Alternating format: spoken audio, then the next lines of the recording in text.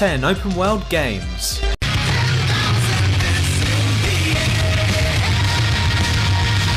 Prototype. In at number 10 is Alex Mercer in the first installment of the Prototype franchise, of which there are only 2 at the moment. Most open world games will try to give you a greater degree of freedom over your actions, but in Prototype, you'll also get freedom over your own body. And by that I don't mean that you can get naked and start DIYing your own tattoos with a knife, but by that I mean that you can shapeshift and morph into different shapes and people.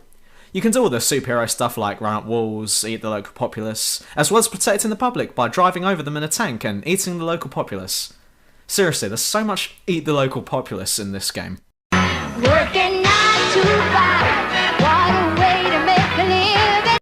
Sleeping Dogs.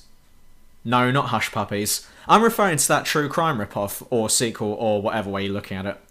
This game is set in an open modern Hong Kong where you play the part of Wei Shen, who's just stepped off the boat into the city, who's actually a new member of the Hong Kong Triad, who's actually an undercover cop, who's actually a former James Bond villain. No lol. Now it's your job to work your way up the crime ladder, helping the Triads to establish themselves within the city in order to take them down. Sounds like an oxymoron, but it's well done.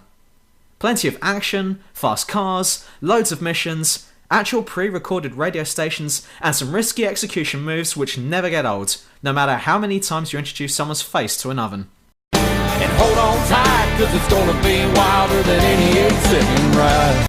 Batman Arkham City. Despite Arkham Asylum being far more successful than anyone had first anticipated, there was a lot of room to improve on, and usually when a video game company sits down and talks about how they'd improve upon their last game, they usually opt for the let's be cutting edge by removing the best parts of the previous game because all members of the public are twats approach. But surprisingly enough, this didn't occur during the development of Arkham City. In fact, Arkham City really fleshed out the game, turning it into something surprisingly good and engaging. Now instead of being limited to a small area where you can beat up thugs, you can now fly all over the city using your bat tech. And beat up thugs. And to be fair, there is so much to do and see that you could potentially fall through the computer screen and live in Arkham City for several weeks.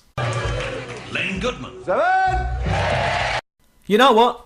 F*** it. The next nominations are equally as good as each other that I really can't put them into something that resembles a structure. So in no particular order... Lane Goodman. Fallout 3! Right, so what can I say about Fallout 3 that hasn't already? Well, if Fallout 3 was a hot model, then I'd probably be dry humping its right leg about now. Unfortunately, that hot model has had a Michael Jackson style facelift, and instead of getting Jessica Alba, we get super mutants who are not nearly as fun to motorboat. Including a vast open Washington DC with many other places thrown in for laughs and giggles, such as Maryland and fucking outer space, Fallout 3 plants you straight in the middle of a huge project where you'll be the key in rebuilding this damaged world. But instead of doing that, you've got the option of going, save the world. I think you're barking up the wrong tree, mate. All I came here to do was take in the freak show, eat 200-year-old freeze-dry steaks, and apparently there's a superhero battle going on at Canterbury Commons, so that's for afters. However, it's impossible to go through this game without trying out every mission, and hoarding so many useless items that every other NPC will think you have a mental disorder, and there are simply too many hours to lose in this game. Like Hitler's only testicle, this game is one of a kind.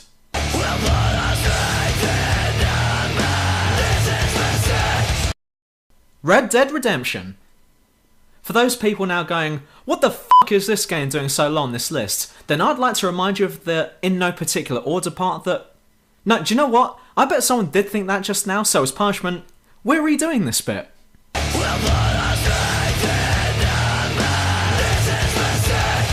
Skyrim. Yeah, you don't like that, do you? Like a dog shitting on your mum. Well, remember that nominations 1 to 7 are equal, so they might as all well be number 1. I might even put the number 1 clip on for all of them. But, back to Skyrim. Being the 5th game in the series, but only the 3rd one in that anyone ever cares about, though Daggerfall is definitely worth a go by the way, so whatever, this is the 3rd one in the series, Skyrim has managed to capture the feeling of living in a medieval fantasy world perfectly. Providing of course that world is set in Norway, filled with cats in humans' clothing, with large albatrosses trying to take over the world, and where people can win fights just by shouting lasers out of their mouths.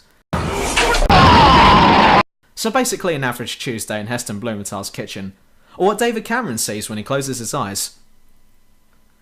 Actually, now I think about it, I'd imagine all he can see when he closes his eyes is swimming in a bathtub full of cocks, but that's besides the point.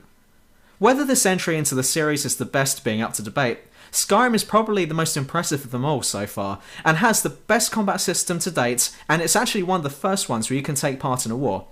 And by take part, I mean small-scale skirmishes, but hey, it's a first step. Just imagine Far Cry 3 but without guns, and you're probably not quite even there yet with this one.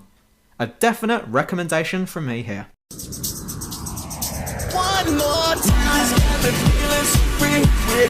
Red Dead Redemption. See, this is also at number 1. When this game came out, people were like, this is going to be a Wild West GTA ripoff. And to all those people who thought that, I have to say, no! Although being made by the same people as GTA, Red Dead does a great job at not carrying over the same feeling. Yes, you can steal horses and lasso people like in GTA, yes, you can skin horses while getting attacked by wolves like in GTA, and yes, you can go to Mexico like in GTA. But that doesn't mean... What? You can't do any of that in GTA. So what the hell was I playing? Oh. So I guess that Red Dead is unique then. But I bet you'll be hard pressed to find another game anywhere near as similar as this, unless you count the previous Red Dead game, but as far as I'm aware, that game's about as awkward as having a zombie throw up in front of you and then using his finger to write the words "call me" in it. This game has more missions to complete than Katy Perry has brain cells. And yes, there are more than 4 missions.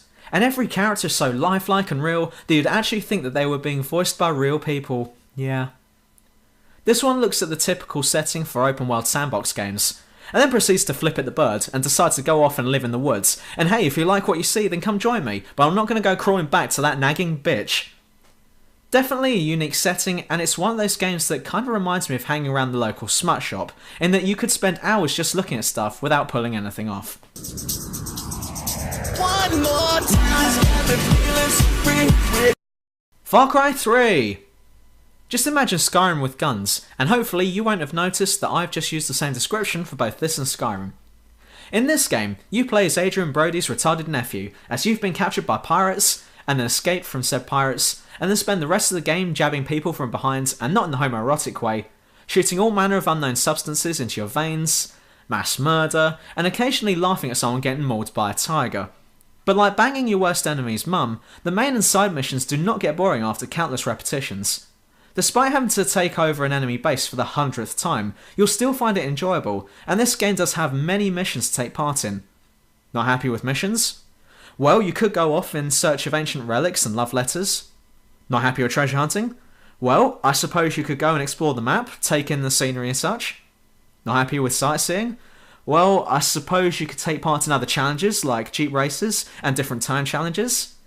Not happy with extra side challenges? Well, I suppose you could f*** off, because if you're not happy with all of that, then you must be a black hole.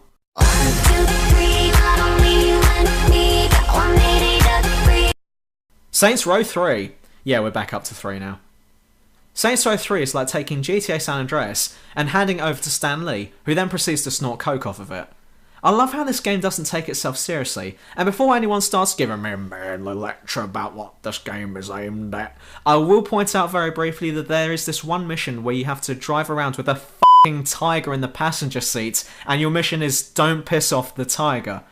This does mean that this game is very unique, and it definitely manages to distance itself from the GTA series, which I personally believe is their intentions all along, and I found myself wasting a lot of my precious time in this entry, and laughing my way through the whole experience. And although some people don't like the wackiness of it, you must admit that this game does give the player a lot of freedom to do whatever it is they want, and base jumping is probably the best part of this game. Very fun, very addictive, play it or the dog gets it. Assassin's Creed 2.